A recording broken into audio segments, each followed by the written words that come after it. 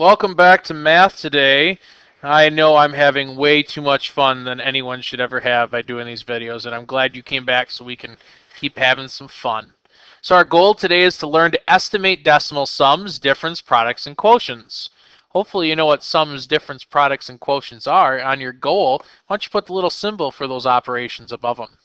I know sometimes people struggle with estimating because it's not the exact answer, but you do a lot of estimating in the real world, so this is good for us to practice this stuff. All right, now that you have today's date and page number also written down, here's your warm-up.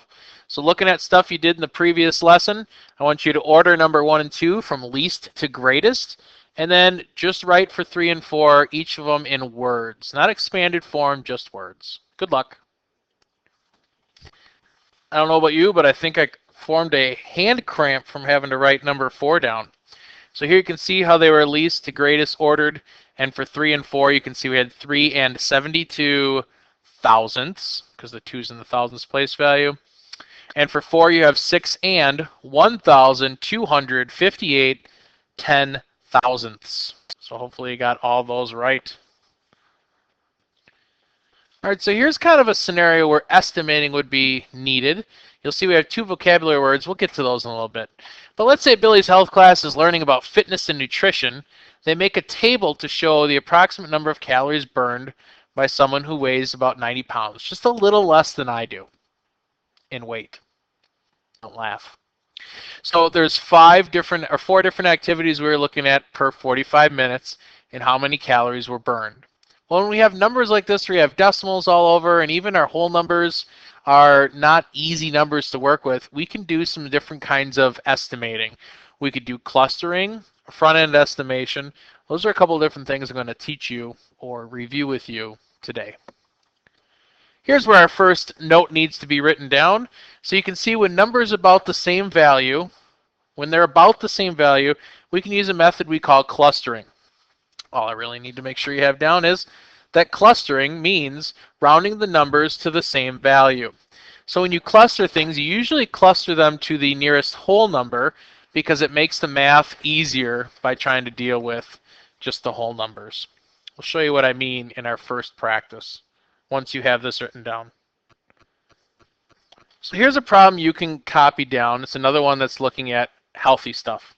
So Nancy wants to cycle, ice skate, and water ski. I don't know how you ice skate and water ski at the same time. It must be throughout the year. Anyways, that would be...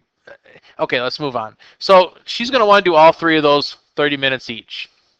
So about how many calories will she burn in all if cycling is 165 and 5/10 calories, ice skating is 177 and 5/10 calories, and water skiing is 171 and 5/10 calories. Well, a good method to use here is what I said is called clustering. So we have 3 numbers that are all kind of over the place, but they're not too far off. So what we can do is we can kind of try to look at the highest place value and see if we can work backwards to find a number that's pretty easy to work with. This is one of these problems that you'll see that uses clustering on Ames web tests when we do those. So if we look, we have a 1 in the hundreds place value for every single one of them. That doesn't change much. So what we then are going to look at is the tenths place value where we have a 6, a 7, and a 7. Now, next to that, you look to the place value just to the right to see how close we can get. Well, we know that this 5 will make the 6 round up to 170. The 177, we can kind of, since we overestimated here, you kind of want to try to underestimate with another number. So we're going to underestimate 177 to 100. They're both about the same distance away from 170. And then we have 171 here, which is pretty linear if you go from 171.5 to 170. So this one is still under, but very little under. So by clustering, we're finding 3 numbers that are easy to do in our head, that are close to each other, and you add them together. So here we do 170 plus 170 plus 170. You get 510 calories. That's in about, because it's estimating. So Nancy could burn about 510 calories if she did all three of those things for 30 minutes. Again, I don't know how you'd ice skate and then water ski if you're doing it on the same lake. Otherwise, you probably have to go to an ice rink and go to a lake that's not frozen about this time of year. All right, I'm going to have you do 11 and 12. If you want to pause and try 1 as well, you can, but I'm going to do this one as an example with you. So number 1 says Elba runs every Monday, Wednesday, and Friday.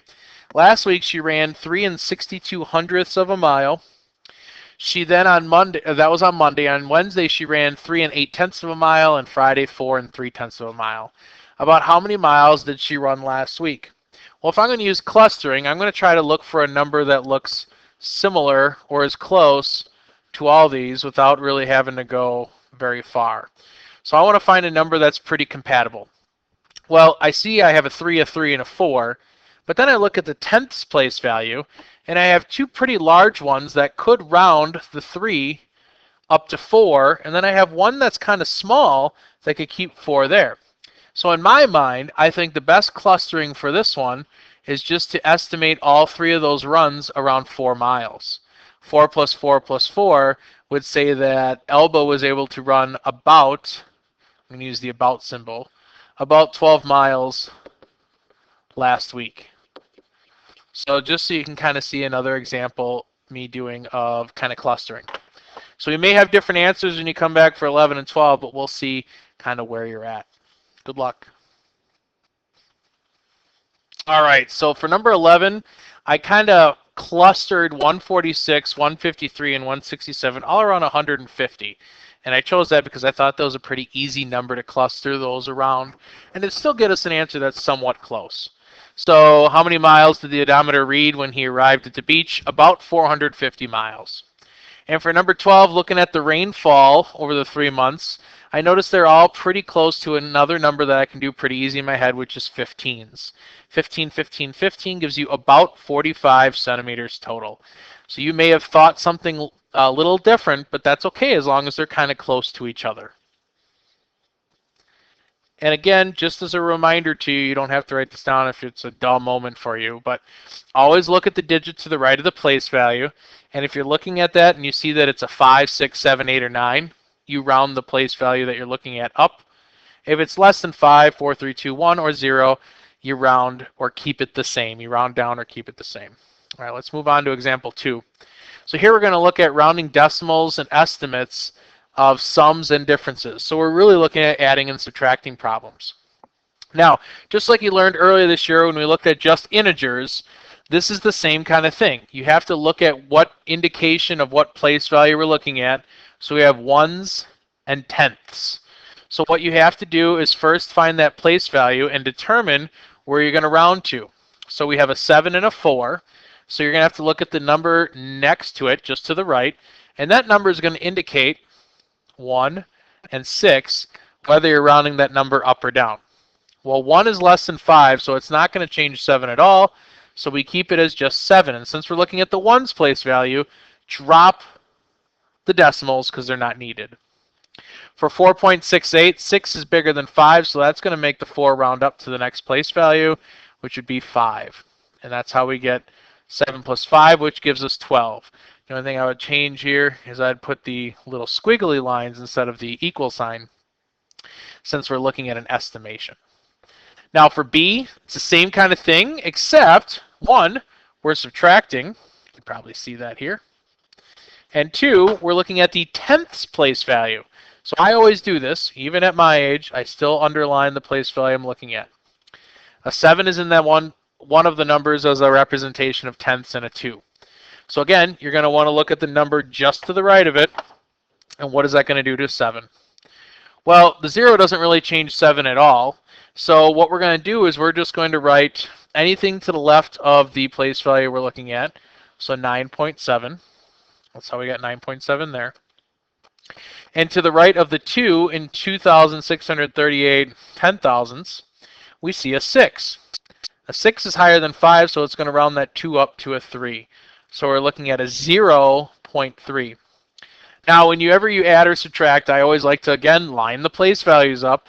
So you see the 1s are lined up, the 9 and 0. The decimal place values lined up, and 7 and 3. So when you add those together, or subtract them, I'm sorry, when you subtract them, you get 9.4. So hopefully you can write this down with no problem to have a good example of an adding and subtracting in your notes. All right, so here are 4 problems that I'm going to want you to do, 2, 3, 4, and 5. Again, the bottom ones are if you need extra practice. But to help you out a little bit, I'm going to do 2. If you think you can do it on your own, pause the video and then come back after I've done it so that you can do the other problems in the video. So we're looking at the tenths place value. So again, I'm going to underline the tenths, which is a 7 and an 8.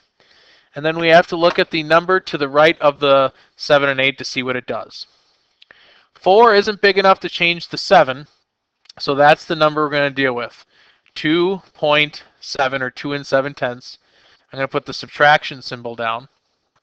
And next to the 8 and 866 thousandths, the 6 is big enough to round the 8 to the next place value. So everything to the left of that number we're going to write down, 0.8. Now we know how to subtract, so it shouldn't be too hard. We're going to have to borrow or regroup from the ones place value. The 2 becomes a 1. And we're going to add that value of 1 to the tenths and make it 10 tenths or 17 tenths. 17 minus 8. 17 minus 8 would give you a number pretty close to, if not exactly, 1.9. Okay, that should be your answer, 1.9. I'm sorry, that was a brain fart. 1.8. You probably saw that already. 1.8 for number 2. All right, good luck on the other 3. I want to make sure I had that right before moving on. All right, so here are the answers for 3, 4, and 5. And you can see we had to do some moving, some shifting to make everything work. Now going back to number 2, I was wondering why answer key said 1.8 and I was looking at it. I was the dummy that didn't rewrite 0.8 as 0.9 or 9 tenths. So those are the answers I hope you were able to get correct. Now before we get into multiplying and dividing, I just want to remind you, with multiplying and dividing, you always deal with compatible numbers. You're not looking for numbers that are all going to end in 0 or whatever. You're looking for numbers that work in your head. So let's use that knowledge to look at estimating products and quotients. So here's 2 good examples to write down in your notebook. We have the numbers 33 and 83 hundredths times 1 and 98 hundredths. Now, we could do several different numbers. I chose to do 35 times 2 because I thought they were good, compatible numbers that are going to give us an easy answer. 35 times 2 gives us 70. Some people may say, well, I could underestimate one if I'm going to overestimate the other and do 33 times 2, and I would get 66. Those are compatible. Maybe not as easy as in your head, but that would also be acceptable. What probably could also be acceptable or on the border is you just said, well, let's look at the the first place value and just do 30. And again, 1.98, round that up to 60. That would probably be okay too. So there's more than one way to do it. I just think the best way was easily pick 35 and 2. Now dividing is a little trickier because you want to have no remainder. That's a compatible number. So for here, I did a little bit of different change from 72 and 77 hundredths and 26 and 14 hundredths. I wanted to find 2 numbers that I knew worked pretty well. They're both near a 5, so I figured, what if I changed one by overestimating up to 75, and I always like to then underestimate the other number, so I'm pretty close. So I changed it to 25. So I got 75 divided by 25, and that worked. Now some of you may go, well, what if you just did 70 divided by 30, since those are close? Now think about that. Does 30 go into 70 evenly? No, it doesn't. So you wouldn't be able to use those numbers. But you may find another number that's close or compatible, and if you showed it to me, I may agree with you or disagree with you. The only time I'd ever disagree is if it's way off from the number you're looking for, or you're not going to have a you're going to have a remainder as your quotient. No remainders when you're estimating. Write these down before moving on. Okay, so let's use the knowledge we know about these estimatings of product and quotient, do 6, 7, and 8. Remember, we want to have whole numbers, numbers that are close to each other, numbers that are compatible. Good luck. Come back. We'll see if your answers match mine. So again, you may have used different numbers than I did, but hopefully they're compatible and you have no remainders or they're real easy math to do in your head. So for 6, I saw 38.92 or 92 hundredths is close to 40. And 4 and 6,000 or hundredths, that was easy just to do 40 divided by 4. You may have had different numbers, but hopefully they're close to 10. For 7, I just rounded them to the greatest ones place value. And I know 15 and 8 isn't too hard to do, so I got 120. Could have done 15 times 10. That's pretty extreme on the high end, but that I think was the closest I could get they were compatible. And for 8, I rounded to 20, and I rounded to 4, and 20 divided by 4 is 5. That one works pretty good. You probably could have had something a little different as well, depending on what you chose, but this is what I went with. So hopefully your numbers are pretty similar to mine. All right, our last section for this video. I know it's a little long, but we'll get through all these parts. The other one is front-end estimation. So what front-end estimation means is you use only the whole number part of the decimal. So it's trying to look at the front numbers of them and try to make kind of a range. With these, you can kind of do a range, and I'll show you what I mean as we get into it after you have this definition written down. All right, so you're going to want to write down this example that I have, or at least the math part that you see. So we're trying to estimate a range of 3 numbers that are being added. So we have 7 and 86 hundredths, 36 and 97 hundredths, and 5 and 40 hundredths, or 4 tenths. So with front-end estimation, the first thing you do is you're trying to make a range of the highest estimating and the lowest estimating range. So the easiest thing to do with front-end estimation is you add up the whole numbers. 36 plus 7 plus 5. If you do that, you get the answer of 48. That's the first half of the range. The next half of the range is you're going to look at what you would have if you estimated the decimal parts. Let me show you. So 0.86 or 86 hundredths, that's close to 1 whole. So I would round that to 1. 97 hundredths is almost 1 whole, so I would round that to another 1.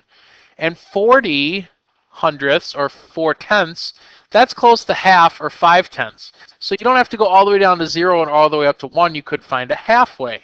So if I added up the decimal parts, I'd have 2.5. Now, the low end of my estimation is 48. If I add this extra part on, this extra 250, that gives me a range of about 48 plus 2.5, which is 50 and 0.5 or 50.50. So with front-end estimation, you end up coming up with a range to be able to make your numbers. So if you're looking for a range, you'd add the whole numbers and then try to find out how much your decimals would be worth if you're rounding to find a range. Here's 2 I want you to try, 9 and 10. Go ahead and try to figure out what the range would be from the lowest end to the highest end. Remember, the lowest end is just the whole numbers. The high end would be looking at how you could estimate the decimals to 0, half, or 1 whole.